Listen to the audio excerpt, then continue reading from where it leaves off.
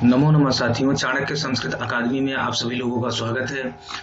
साथियों, आज मैं यूजीसी नेट जेआरएफ के सिलेबस की इकाई अर्थात यूनिट 7 लेकर उपस्थित हुआ हूं, जिसमें कि इस बार जो नया सिलेबस आपका न्यू सिलेबस बनाया गया, नया पाठ्यक्रम, उसमें पाश्चात्य काव्य शास्त्र भी ऐड कर दिया गया, जोड़ दिया गया है। तो साथियों, आज इस पाश्चात्य काव्य शास्त्र पर चर्चा करूंगा। इसमें आपको 3 विद्वानों को पढ़ना है, एक अरस्तु, एक लॉन्जाइनस, एक क्रोचे। इन 3 लोगों को आपको पढ़ना है और आज हम सभी अरस्तु को पढ़ेंगे, अरस्तु के बारे में चर्चा करेंगे, जानेंगे। तो आइए साथियों, हम लोग अरस्तु को देखते हैं, अरस्तु के विषय में। यहाँ देखिए, थोड़ा सा पाश्चात्य काव्य शास्त्र के बारे में बताकर सीधा अरस्तु पे आ गया हूं। देखिए, पाश्चात्य काव्य चिंतन की परंपरा का विकास माना जाता है 5वीं सदी ईसवी पूर्व से, ईसवी पूर्व से माना जाता है। तो यदि प्रश्न आता है पाश्चात्य काव्य चिंतन की परंपरा का विकास कब से माना जाता है? 5वीं सदी से। दूसरा देखिए, आगे देखिए, एक व्यवस्थित शास्त्र के रूप में पाश्चात्य साहित्यालोचन की पहली झलक मिलती है। कहां पर? प्लेटो के ईओन नामक संवाद में।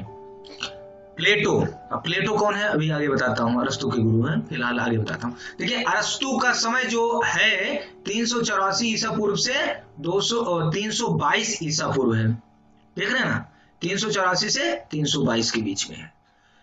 किसका जन्म मकदूनिया के स्थिगिरा नामक नगर में हुआ था? अरस्तु का। तो देखिए, अरस्तु का जन्म यहाँ पहले देखिए, अरस्तु के जन्म का समय है 384 ईस्वी पूर्व, ईसा पूर्व, ठीक है ना। इसका जन्म 384 ईस्वी पूर्व हुआ था। और अरस्तु का जन्म कहां पे हुआ था? मकदूनिया के स्थिगिरा नामक नगर में। यदि प्रश्न पूछा जाता है अरस्तु का जन्म समय कितना है, ये सामने स्क्रीन पे देखिए, 384 ईस्वी पूर्व। और ये किस स्थान पे हुआ था? तो अमूमन मकदूनिया आता है, परंतु मकदूनिया आ जाए कि किस नगर में हुआ था, तो स्थिगिरा नामक नगर में हुआ था। आप ये ध्यान देखिए, सिकंदर का गुरु था अरस्तु। अरस्तु सिकंदर का गुरु था और अरस्तु का गुरु प्लेटो था। प्लेटो जो थे वो अरस्तु के गुरु थे। देखिए, प्रसिद्ध यूनानी दार्शनिक प्लेटो का शिष्य था अरस्तु, और अरस्तु का शिष्य कौन था? सिकंदर। तो सिकंदर का गुरु अरस्तु, अरस्तु का गुरु प्लेटो। ये ध्यान रखिए, प्रश्न आपसे पूछा जा सकता है। अरस्तु के पिता सिकंदर के पितामह के दरबार में थे चिकित्सक। जो उनके पिता थे, अरस्तु के पिता जो थे वह सिकंदर के पितामह के दरबार में चिकित्सक थे। अन्य सभी छात्र शरीर हैं और अरस्तु मस्तिष्क। यह कथन है प्लेटो का। यह कथन कभी कभी कथन देकर पूछता है, तो आप इसको अच्छे से तैयार कर लीजिएगा। अरस्तु के गुरु थे प्लेटो। प्लेटो का निधन हुआ था 347 ईस्वी पूर्व, ठीक है। प्लेटो के निधन के समय अरस्तु की उम्र थी सिर्फ 37 वर्ष, 37 वर्ष आयु थी उनकी। और देखिए साथियों, यह जो हमारा आज का विषय है, यह संस्कृत के पाठ्यक्रम में अर्थात यूजीसी नेट जेआरएफ के पाठ्यक्रम में, के सिलेबस में इस पहली बार लगा है। परंतु जो हिंदी के विद्यार्थी हैं, जो हिंदी विषय से नेट जेआरएफ इत्यादि एग्जाम देते हैं, उनके यहाँ यह विषय लगा हुआ। जैसे हमारे यहाँ काव्य शास्त्र लगा हुआ है संस्कृत में, यह काव्य शास्त्र हिंदी वालों को भी पढ़ना पड़ता है, और हिंदी वालों को वेस्टर्न ये काव्य मतलब पाश्चात्य काव्य शास्त्र को भी पढ़ना पड़ता है। लेकिन इस बार अभी तक संस्कृत काव्य शास्त्र सिर्फ हिंदी वाले पढ़ते थे, और संस्कृत वाले हिंदी वालों को कुछ नहीं पढ़ते थे। लेकिन इस बार परिवर्तन कर दिया गया है कि जो हिंदी वाले पाश्चात्य काव्य शास्त्र पढ़ते हैं, वह संस्कृत वालों को भी पढ़ना पड़ेगा। आइए आगे देखते हैं। यूनानी गणतंत्र का ही एक राज्य था मकदूनिया।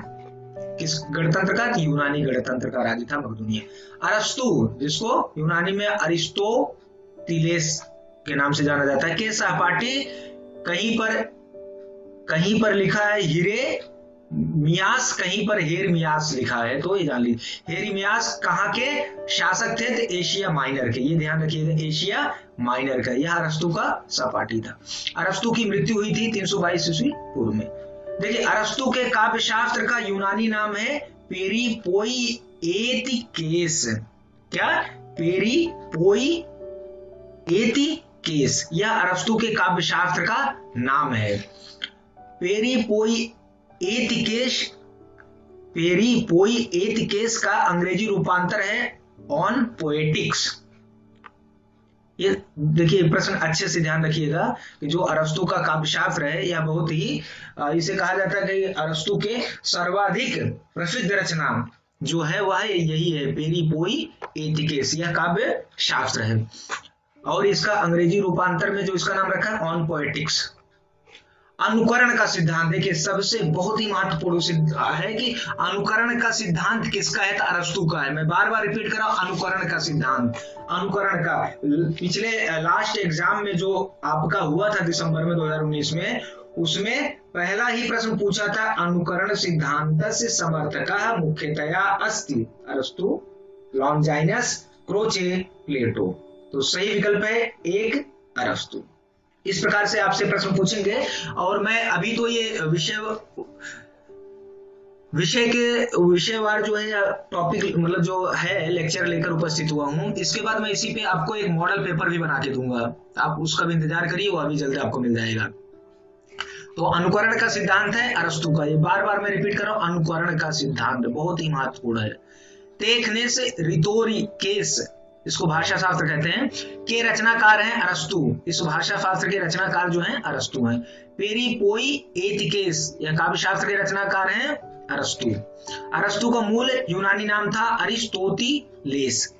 अरस्तु की पत्नी का नाम था वीथियस, कहीं पर पीथियस आता है, कहीं पर वीथियस आता है, तो दोनों नाम आप ध्यान रखिएगा। अनुकरण एवं विवेचन के सिद्धांत के प्रवर्तक हैं अरस्तु। अनुकरण का सिद्धांत और विवेचन का सिद्धांत, यह दोनों अरस्तु का है, इसके प्रवर्तक अरस्तु है। ज्ञान की सभी शाखाओं में अबाध गति ही पूर्ण ज्ञान है, यह किसका मत है? अरस्तु का। कला प्रकृति का अनुकरण करती यह कथन है अरस्तु का। अरस्तु के अनुसार अनुकरण का विषय है कार्यरत मनुष्य। अनुकरण का विषय कौन है? कार्यरत मनुष्य। अरस्तु के अनुसार सौंदर्य की प्रथम शर्त है अनुपात। अरस्तु के अनुसार कथानक का विस्तार होना चाहिए आनुपातिक। अरस्तु ने अपने काव्य शास्त्र में मुख्यतः किस काव्य रूप का विवेचन किया है? दुखांतक। ध्यान रखिए, जो अपने काव्य शास्त्र में मुख्यतः जो विवेचन किया है काव्य रूप में, उसको वह है दुखांतक। इसको त्रासदी कहा जाता, त्रासदी भी कहते हैं। अरस्तु ने दुखांत के कितने अंग माने हैं? तो अरस्तु ने दुखांत के 6 अंग माने हैं। पहला कथानक, दूसरा चरित्र, तीसरी है पद योजना, चतुर्थ है विचार, पांचवा है दृश्य और छठा है गति। अरस्तु के अनुसार श्रेष्ठतर मनुष्यों का चित्रण होता है दुखांतक में। अरस्तु के अनुसार निम्नतर मनुष्यों का चित्रण होता है प्रहसन में। देखिए जो सबसे श्रेष्ठ मनुष्यों का चित्रण किया है दुखांतक में, और निम्नतर जो मनुष्यों का चित्रण है वह प्रहसन में हो रहा है। अरस्तु ने काव्य के मौलिक सिद्धांतों का विवेचन किया है पेरिपोइएतिकेस में। यह काव्य शास्त्र है, इनका काव्य शास्त्रीय ग्रंथ है, और इनमें इन्होंने अपने काव्य के मौलिक सिद्धांतों का वर्णन किया है। अनुकरण वस्तु का उन्नत रूपांतरण है, यह किसका मत है? अरस्तु का। अरस्तु के अनुसार चरित्र के लिए आवश्यक तत्व है 4। देखिए चरित्र की महत्ता पर इन्होंने विशेष बल दिया है, तो उसमें 4 तत्व माने, एक अच्छाई और यथार्थ, सुसंगति। अरस्तु के अनुसार सौंदर्यात्मक अनुकरण के विषय है 3। कौन से? चरित्र, जिसको यूनानी में एथोस कहते हैं, भाव, पाथोस, कार्य व्यापार, प्रॉक्सिस। अनुकरण के लिए यूनानी में कौन सा शब्द प्रयुक्त होता है? मिमेसिस। कार्य व्यापार में निरत मनुष्य अनुकरण के विषय है, या किसका कथन है? अरस्तु का। कार्य व्यापार में निरत मनुष्य किसके विषय है? अनुकरण के।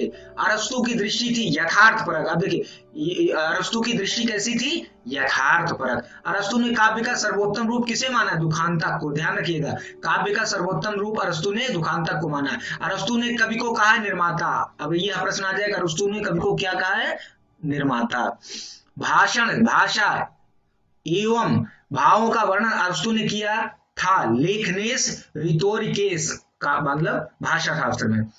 अरस्तु ने कितने प्रकार के कथानकों का उल्लेख किया? 3।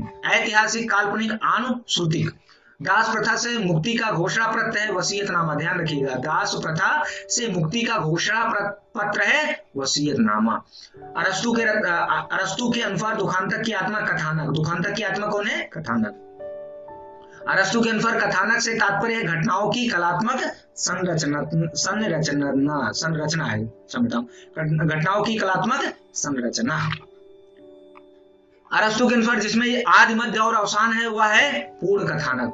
गंभीर, पूर्ण तथा विस्तृत कथानक किसके अनुसार होना चाहिए? अरस्तु के। अरस्तु ने अनुकरण का संबंध जोड़ा है कार्य व्यापार से, अरस्तु ने अनुकरण का संबंध किससे जोड़ा है? कार्य व्यापार से। अरस्तु के अनुसार काव्य का प्रयोजन आनंद है। देखिए, काव्य का यदि प्रयोजन अरस्तु के अनुसार पूछा जाता है तो अरस्तु काव्य का जो प्रयोजन मानते हैं आनंद को। अरस्तु के अनुसार दुखांतक का प्रमुख तत्व है कथानक।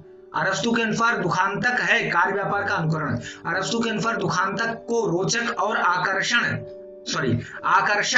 अरस्तु के अनुसार दुखांतक को रोचक और आकर्षक बनाने के लिए अनिवार्य है दो चीजें। कौन सी? एक स्थिति विपर्य जिसको परिपेतेय्या कहते हैं, दूसरा अभिज्ञान अनग्नोरिसिस।